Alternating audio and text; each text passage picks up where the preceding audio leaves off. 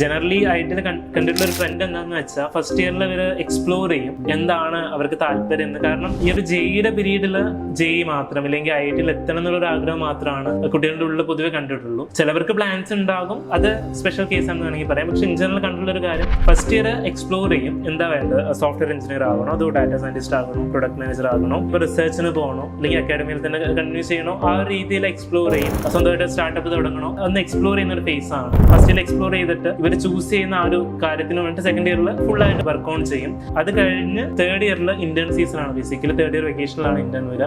അപ്പോൾ തേർഡ് ഇയറിൽ ഈ ഇന്റേണിന് വേണ്ടിയിട്ട് അവർ പ്രിപ്പയർ ചെയ്യും. ഫോർത്ത് ഇയറിൽ പിന്നെ പ്ലേസ്മെന്റിന് വേണ്ടിയുള്ള പ്രിപ്പറേഷൻ ആണ്. ശ്രദ്ധിക്കാൻ പറ്റുന്ന ഒരു കാര്യം എന്താണെന്ന് വെച്ചാൽ കുറേ കുട്ടികൾ എങ്കിലും അക്കാഡമിക്സിന് വലിയ ഇമ്പോർട്ടൻസ് കൊടുക്കാതെ ഇപ്പോൾ EPSലായാലും ശരി ഏത് ബ്രാഞ്ചസിലായാലും ശരി ആൾക്ക് സോഫ്റ്റ്വെയർ എഞ്ചിനീയർ ആണെന്ന് ആഗ്രഹമെങ്കിൽ ആ ഒരു സൈഡിലേക്ക് ഫുൾ എഫേർട്ട് കൊടുക്കാറുണ്ട്, കോഡിങ് ചെയ്യാറുണ്ട്.